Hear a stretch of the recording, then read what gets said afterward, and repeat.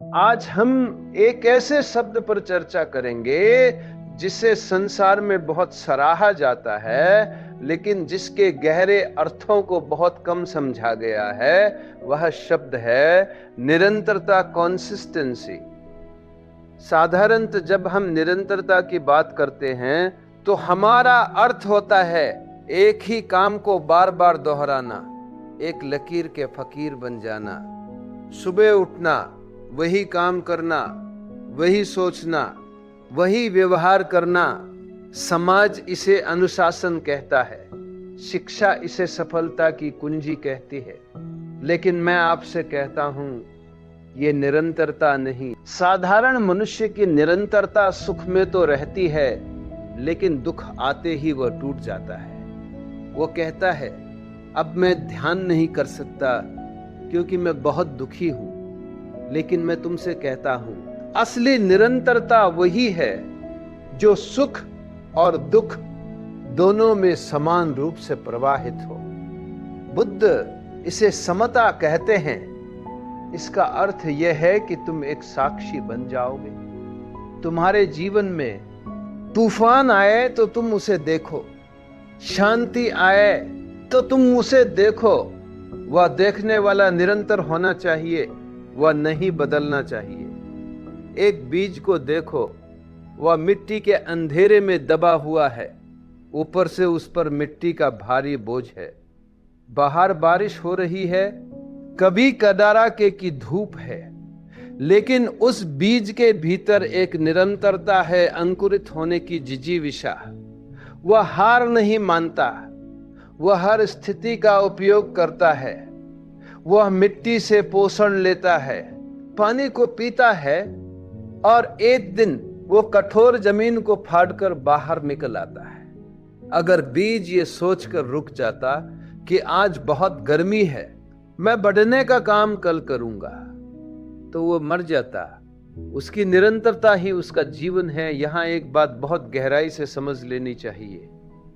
जड़ता और निरंतरता में बहुत सूक्ष्म भेद है। एक पत्थर भी एक जगह पड़ा रहता है, वह बहुत निरंतर लगता है, लेकिन वह मृत है, उसमें कोई विकास नहीं है। जीवन की निरंतरता विकास परक होती है, वह हर पल बजती है। समाज चाहता है कि तुम एक चरित्र बन जाओ। चरित्र का अर्थ है एक ऐसा ढांचा जिसे बदला ना जा सके। अगर तुमने कह दिया कि मैं सत्यवादी हूं, तो अब तुम सत्य बोलने की मशीन बन गए।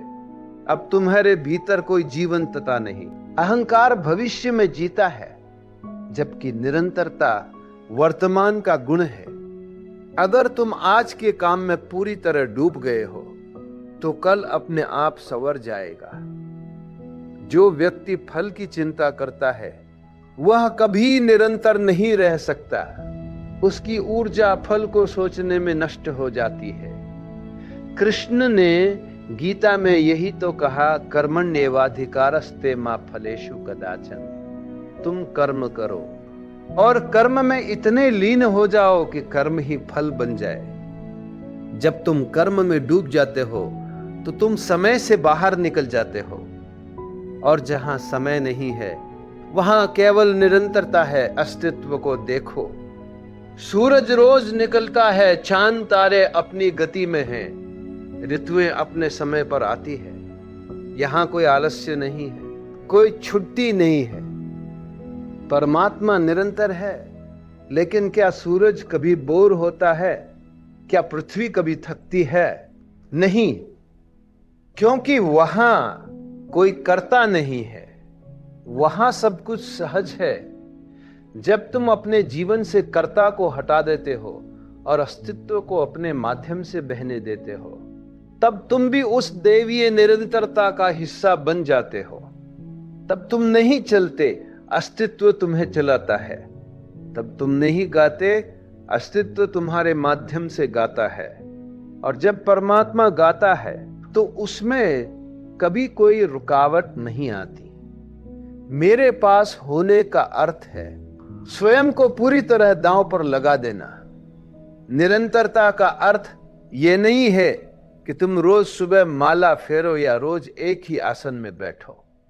निरंतरता का अर्थ है कि तुम जहां भी हो, बाजार में, दफ्तर में, घर में, तुम अपनी जागरूकता के दिए को बुझने न दो। चाहे तुम क्रोध में हो तो क्रोध को जागरूकता के साथ देखो, चाहे तुम प्रेम में हो तो प्रेम को जागरूकता के साथ जियो। ये जागरूकता का धागा ही वो माला है जो तुम्हारे जीवन के बिखरे हुए मोतियों को एक सूत्र में पिरोती है। अंत में बस इतना ही कहूंगा, रुको मत। जीवन एक गति है, रुकना मृत्यु है, और गति में बने रहना ही सच्ची निरंतरता है। लेकिन यह गति बाहर की ओर नहीं, बल्कि अपने केंद्र की ओर होनी चाहिए। भीतर की यात्रा पर निकल पड़ो। वहां न कोई थकान है, न कोई ऊब, वहां केवल आनंद है जो निरंतर बरस रहा है। बस तुम्हें अपनी झोली खोलनी है और उस रस को पीना है। आज के लिए इतना ही।